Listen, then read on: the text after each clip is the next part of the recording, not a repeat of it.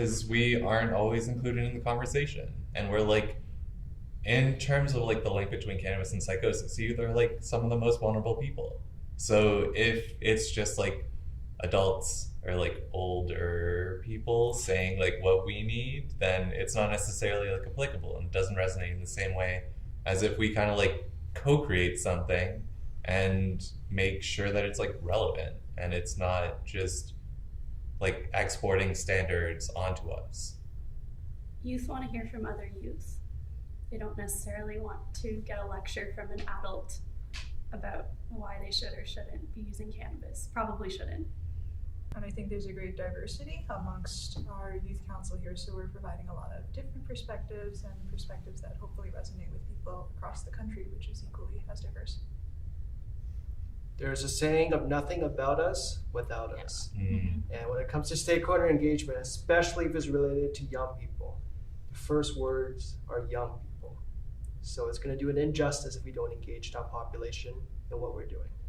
Yeah, I definitely agree. Like if youth are the intended consumers and the intended audience of what we're producing and the website and all of that, it should be with their input because really it'll be the most effective and everyone benefits.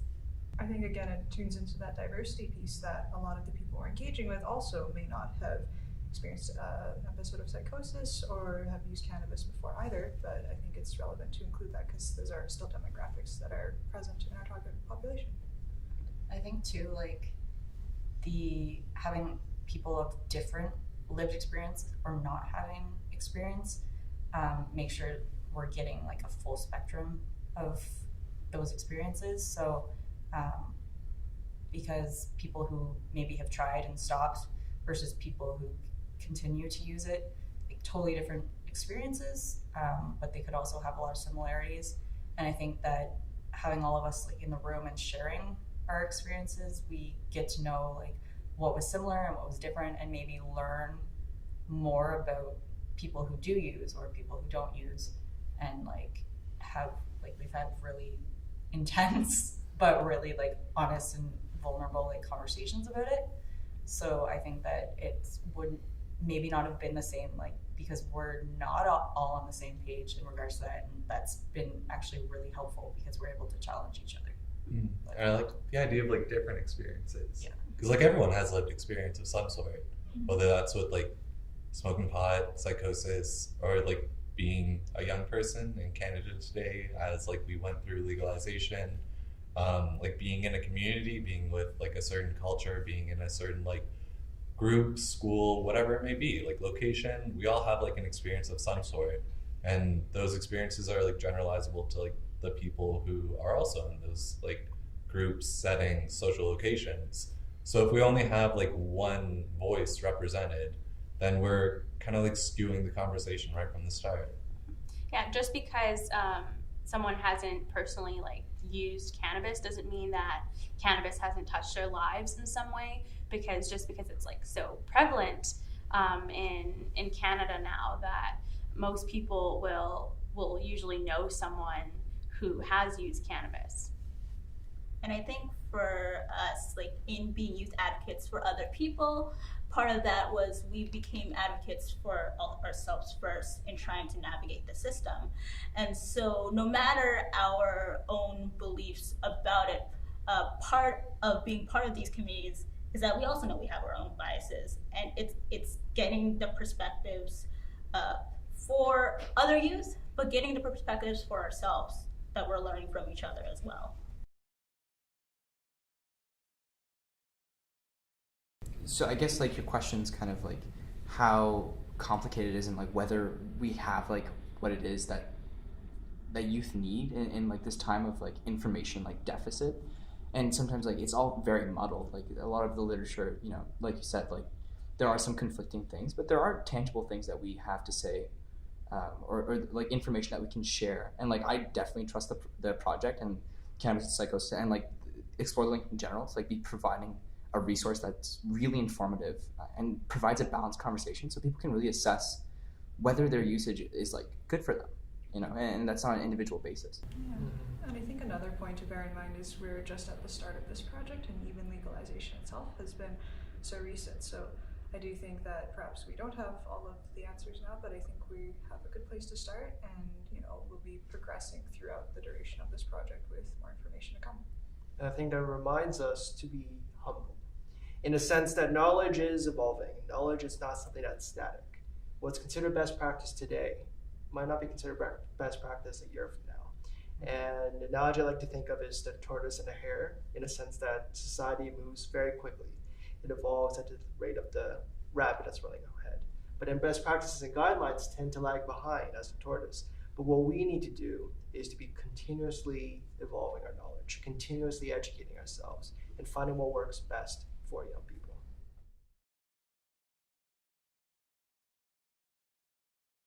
That's not fair. You're not giving them their entitled for decision. I mean, everyone has the right to choose to smoke or to not smoke. I mean, what I think is huge is that, well, there's a lot of different factors at play. And it could be your environmental, socioeconomical, as well as your social factors. These things really create an environment that could be negative or positive towards smoking cannabis. I mean, there's so many different things at play that, and it's not fair. It's not fair to the individual to say don't smoke cannabis, because it's their choice and you don't have the authority to do that. It's also a general statement for anything. When has saying don't do this or abstinence is the best practice? It's not. It has never really worked. And so if we want people to be safe and informed, then it has to be spoken about, and not just the conversation can't be just shut down by saying no, don't do it, this is wrong, because it's so much more complex than that. And yeah, it's not fair to people to just say don't do it and not give someone the answers or the reasons why. Yeah. I'm sorry. Okay. I also think it's important to mention that this campaign is not about fear mongering. We're not here to say you need to be afraid, or this is the devil's whatever. Devil's lettuce. Yeah, devil's lettuce. That's not really what we're about, and that's also not what a harm reduction approach would entail. It's about bodily autonomy. It's about understanding the substance you choose to use or don't choose to use, making an informed decision. It's not about scaring the youth, right? That's dumb. Plus, we've seen what Prohibition did. I mean, it works super well. Yeah, great job all around. But in all seriousness, we've tried all these different things throughout history, and we've tried to criminalize and stigmatize and stop people from using as a society. And all that does is further marginalized groups. It takes the power away from people who are going through vulnerable situations. It really propagates a system of inequity. So to be able to have an honest conversation, to be able to empower people to make decisions, and to let people make decisions that they think are best for themselves, and not prescribe you shouldn't be doing this if you're this and this, and really let people get that experiential knowledge and build their own lived experience is huge, because then we're actually engaging with people who are historically just thrown to the margins of society, which I think is good. I think it's interesting that you brought up the whole prohibition thing, just because I'm assuming that once upon a time this conversation was being had about alcohol. And I think what we've learned with alcohol is that having regulations and having the awareness and the education constantly out there and information always being updated has definitely influenced how we use alcohol and how we experience it, and how we talk about it, and whether it's a healthy or unhealthy activity for the individual. They still have access to the information, and they're able to, if they want to access it in a way that's safe and that's regulated. And I think that it's kind of going to be the same with cannabis, especially as we're seeing edibles come into play this year. And we're going to, I think, keep learning. The perspective we have now is not going to be the same in a year, because we're going to have experienced 2 new implementations.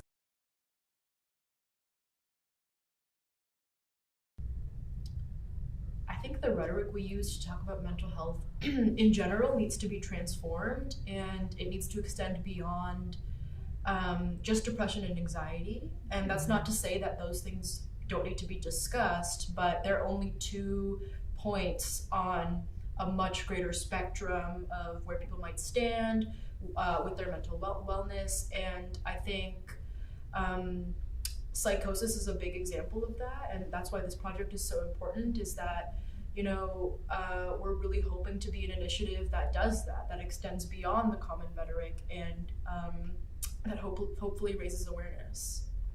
I think psychosis, especially like the word, has a lot of baggage to it. Like you kind of mentioned, like all the like stigmatizing thoughts that can pop up when like someone hears it. And I think like just being able to have a narrative that's informed by like lived experiences, professional opinions, and kind of like the facts of what it's kind of like to go through all that sort of stuff is really important, because it makes it something real. I think that people can't relate with something that they don't understand, or that they're not aware of, or that they don't have like a good grasp of. So if someone just has like a very stigmatized view of like psychosis, it's kind of two-dimensional, because it sees like this label, it sees like a cluster of symptoms, and then like the person is kind of hidden behind all of this, and people might not even recognize like the whole wide range of different like symptoms of psychosis or experiences. Like someone could be in psychosis and be like catatonic. Someone could be in psychosis and be like very, very energetic and talking about like a whole bunch of different things. Someone could be in psychosis and like acting in the world. Like they could be like at their work, like managing different aspects of life and still be having like hallucinations and stuff. So I think the conversation around psychosis in particular has been very focused around just kind of like the absolute like worst case scenarios.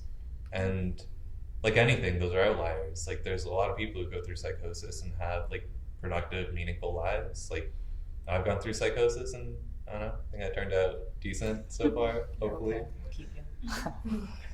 Appreciate that. You're great. Thank you. I definitely think awareness and exposure are really important. And hearing someone who has experienced a psychotic episode, hearing their personal experiences, for me, it was really valuable to hear, because once again, it's not something that is really portrayed or heard about often, especially I mentioned like in the personal interview with media and like in the movies and all that. It's not portrayed in a positive or accurate way, and so if it's in like a non-judgmental and safe environment for everyone, especially for the person speaking about the personal experience, I think that exposure to hearing someone talk about their psychotic episode is really valuable, because it shows that, you know, someone like just like having a mental illness it's not linked to someone's like value as a person, and often that's kind of the narrative that, you know, just because they have a mental illness, they're, you know, that just you don't want to be around them, which is not true, because it's one aspect of someone's life, but it's not their entire identity. So I think it's really important to just have that exposure. So I think that psychosis in particular has a really deep history. It goes back to a lot of stuff in the 18th and 19th centuries, where the treatment in North America in Western medicine has been very challenging. But what I've found, you know, I guess in my lifetime, is that the conversations are shifting and the whole perspective on mental health is shifting. But I can imagine that being a young person in a world where no one really talks explicitly about it, but the conversations that are happening are really rich and are really informative. I think we have a great opportunity, like with this project, to be able to communicate a lot of these things that we're talking about in a way that's like understandable, and it's a way that's approachable, and to kind of make that stigma a thing of the past, right? Make it entirely just not something we consider at all, right? Because it's very different, right? And of course, it's a whole spectrum of experiences, right? And understanding that, but just seeing people for who they are and kind of now just being exposed to that can really help people in terms of being there for someone who is experiencing it, someone's experiencing it themselves. And so overall, I think it's really important what we're doing. Absolutely. I think part of this project is to be revolutionary. We did not sign up to do the same thing again that has been done for decades and to repeat that over and over again. All of us are here to do something revolutionary and something that's going to be groundbreaking. And that's in our DNA. We got this. Yeah. I mean, if you're not aware of what you're putting in your system or how it's affecting you, then you don't realize the downfalls it can have on yourself. I think that what's huge in cannabis and the marketing aspect is that it seems almost like a promotion, and it's so different from when I was growing up, like 7, 8 years ago when it was illegal. I don't think that was healthy either, but I just, what I'm getting at is that I think that we need more knowledge about a certain substance before you can start taking it. It's from my experiences, it hasn't been helpful for me. I think the discussion is really polarized right now. That's heard kind of come up. Like, the people who are really for weed don't recognize that there's risks associated with it, and the people who are really against weed don't recognize that there's like a spectrum of use, and part of that use is beneficial use, and it goes all the way to like problematic. But like, people often fall somewhere in between, and some people will be able to like smoke pot and just like have a good old time, out with their friends, eat a bunch, probably giggle a bit too much. Yeah, but some people it carries risk for, and there's like a need for a conversation around that, because without acknowledging that there's both risks and rewards, for lack of a better word, like, we're gonna fall into the trap of just chastising each other until nothing is solved and we're all just super angry. I think it needs to be done tactfully. Like what was just displayed with the hands experiment is like, it's a complex issue, right? There's no way for us to dictate what is best for everybody, or even what is best for one single person. So I think that the conversation needs to be nuanced, and it needs to kind of encompass the fact that for some people it works, and for some people it puts them at risk of, various things, including psychosis. And I guess the other thing that I might mention is I think when it comes to marketing from these big companies that are profiting off of cannabis use, like selling cannabis, etc., like that's something that it'll be very interesting to see how that influences Canadian culture around cannabis. It may mirror the kind of effects of tobacco advertising. Like, we've all seen Mad Men here. Like, it kind of shines a light on use as this like really cool, sophisticated thing, and that also shifts the conversation in like a really radical and inaccurate direction. So in an ideal world, the rhetoric and the narrative around cannabis use would be, it can be good, but it also can be not so good. Yeah. I was gonna say, Sorry.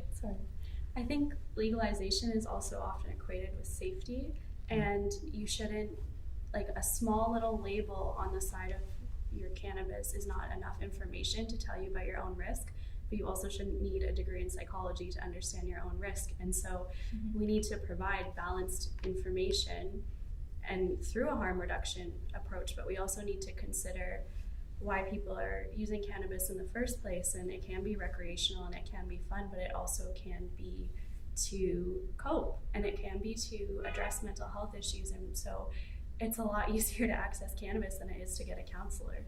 And so I think we need to look at the accessibility of mental health services, of other services, and why people are using cannabis in the first place.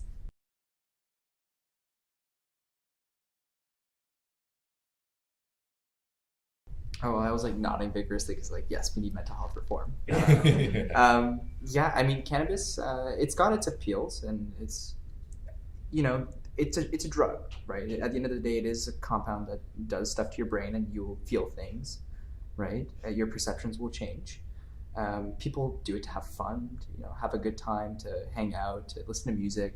A lot of people, what I find is like sometimes people will start associating a lot of the things that they really enjoy doing, like eating. And I know people, you know, who can't eat food, or like who can't like go to a restaurant and like order something nice without smoking before, because otherwise it's just ruined for them. It's just bland.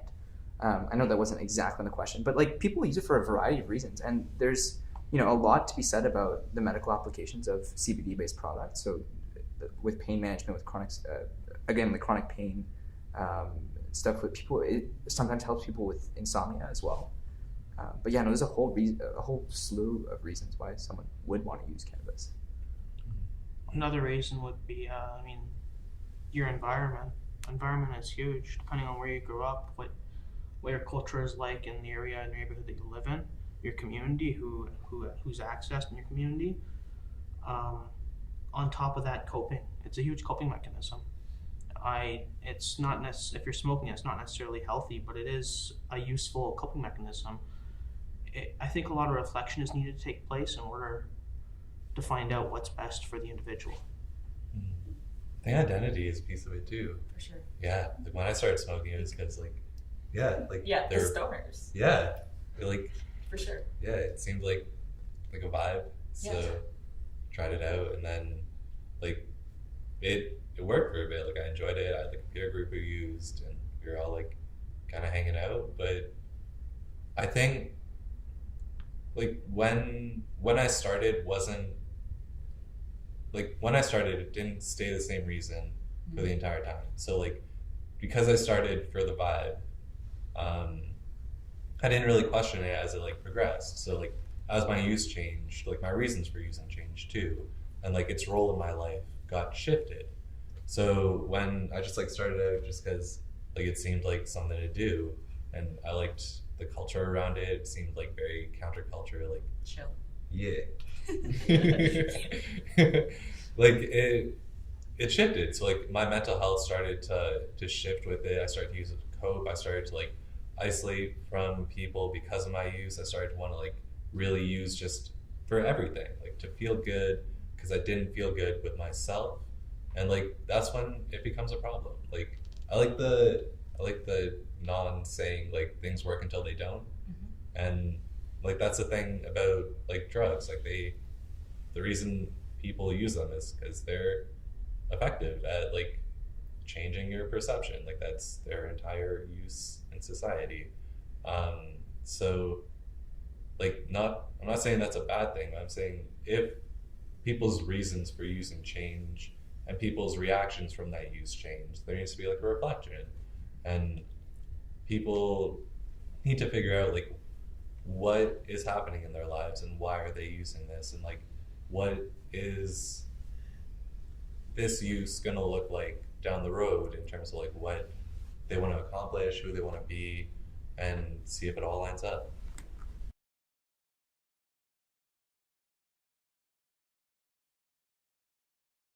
I think what we need to do is we need to move away from this dichotomous thinking of yes and no. Very few things in life function like that, if not any. We need to move to a spectrum of answers. And this comes back to what we said earlier about offering people choice, exploring the reasons for why they want to choose to use cannabis. And by only doing so, can we actually inform them and empower them to make their own decisions. Oftentimes, when someone chooses to use cannabis, there's a whole story behind that. It's the final steps of a whole cascade of events. Reasons could be socioeconomic status, life circumstances, childhood trauma. A lot of that leads to that decision. And as problem solvers, we can think, well, how upstream can we go? Can we explore that? What led them to make that decision? And this comes back to what we mentioned earlier about how we need to change the healthcare system. Right now, we might call it a mental health care system, but commonly is criticized as a mental health crisis system, where if you don't meet a certain level of crisis, you do not receive care. So by only adapting that approach, looking at prevention, looking upstream, I think we're able to change that conversation from yes and no to a more holistic approach. Yeah, I think the important thing about this project is no, we're not telling anybody what to do. Like, say for example, somebody has a history of psychosis with their family, they do the research, they visit our site and look through our content, and they understand the risk factors of using cannabis, and then they choose to use cannabis, that's fine. This is not about dictating what you should do with your body. This is about making sure you have access to all the information and resources you need to know what you're doing before you do it. So no, we're not telling anybody you should not, because that's not the point. It's not fair to dictate how someone should or shouldn't live their lives. You don't know their circumstances, you don't know their factors, their housing, their lifestyles, anything. It's not fair. I think, what was I going to say? Oh, yeah. So we talk a lot about like positive coping. Yeah, just in and out. And one thing that came up yesterday was like, oh, if someone could like meditate for half an hour, like every day, then that's probably a better coping mechanism. But is that really, is it going to work better for everyone? Is it like going to fit in everyone's context? If someone's like working 12 hours a day and they have like very little energy after work, they have like dependence, they have like all these different stressors in their life, and they've got like 5 minutes to themselves, like what are they going to do with those 5 minutes? Are they going to take an online course to learn how to meditate and then apply that lesson to like all the other places? Maybe. Like I would hope that's like an option, but is it easier to like smoke a joint? Probably. And it comes to the idea that like why is it easier to find like pot than like a therapist? Because what sort of like systems are happening that are like pushing people to make risky decisions or uninformed decisions, or like take away the choices of people to like actually do what they want to do? I don't know, there's so many intersections. Force their hand kind of thing. Yeah, it's like I want to do this, but like I have no time and I have no money and I have no energy, so I'm gonna do this instead.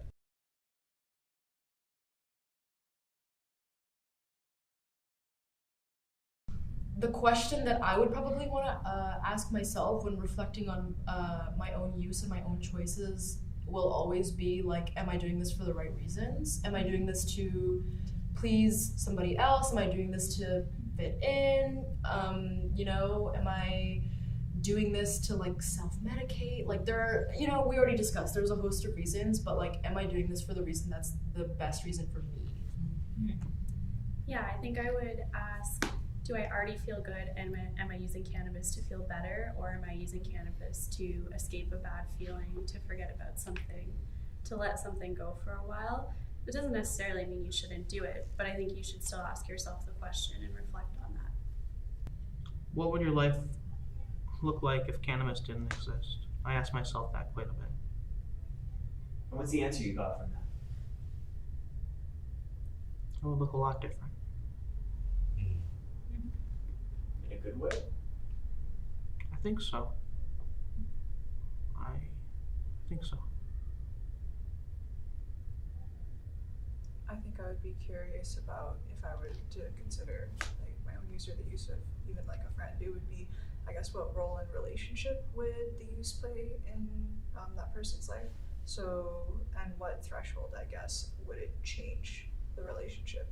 I think a lot of substances are really, so many things in life are really just tools, and they're not inherently necessarily one way or another.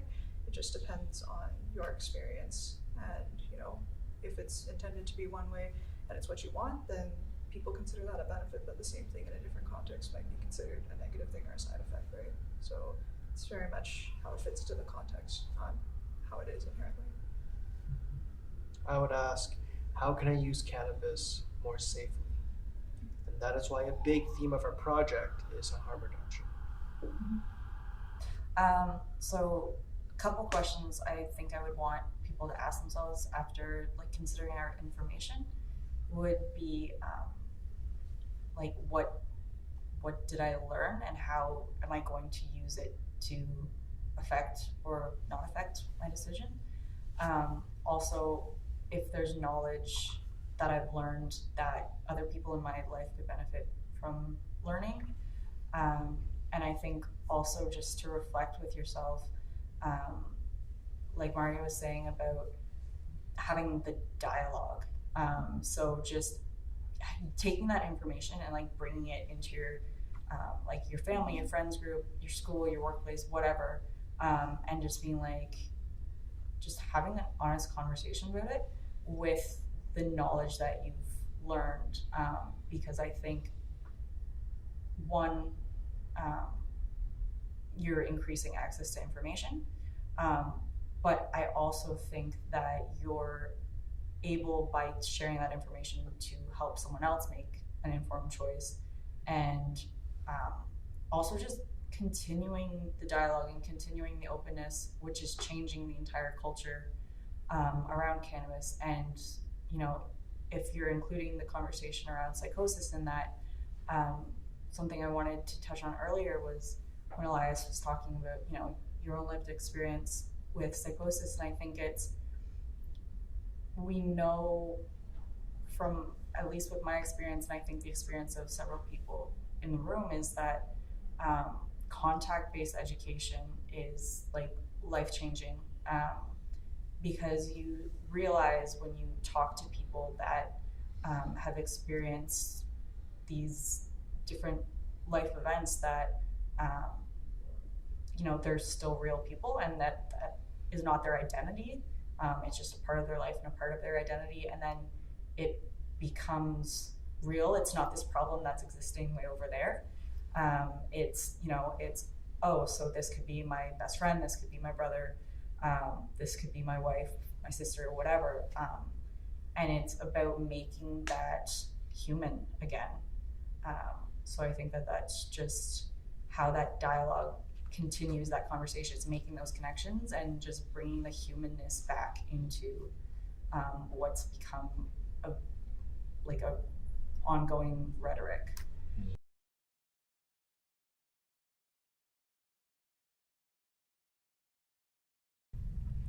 I think that with cannabis, like environment is a huge factor, and also your socioeconomic status and your culture.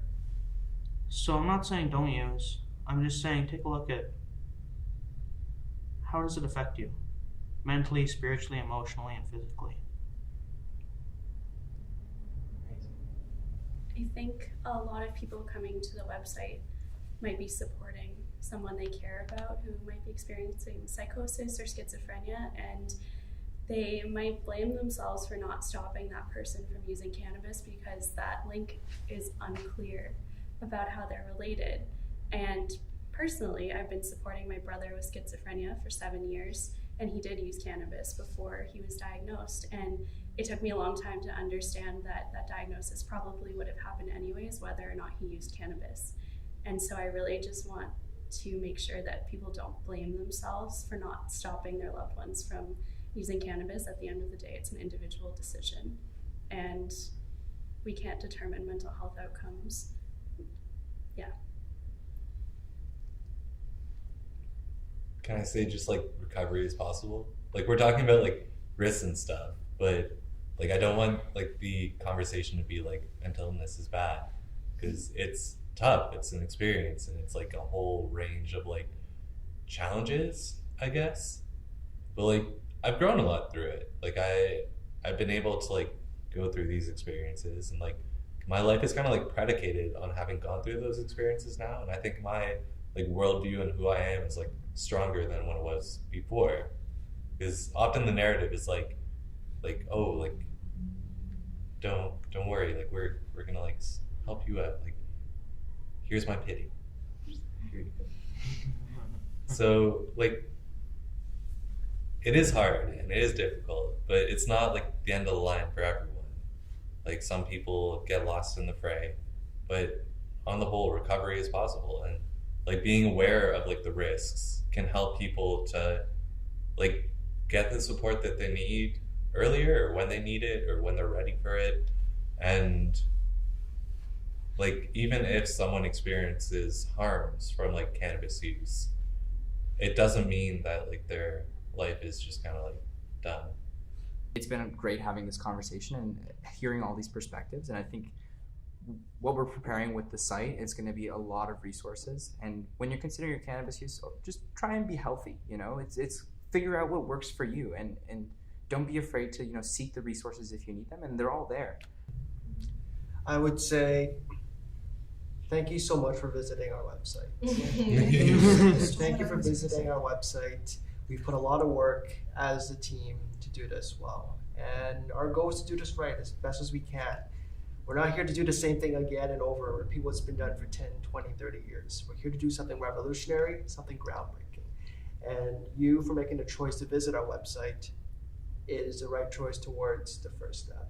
And if you find our information helpful, I encourage you to share that with someone you care. Share that resource with someone you love. Share that resource with someone that's important to you. We're all in this movement together to make Canada a healthier place for everyone. Thank you.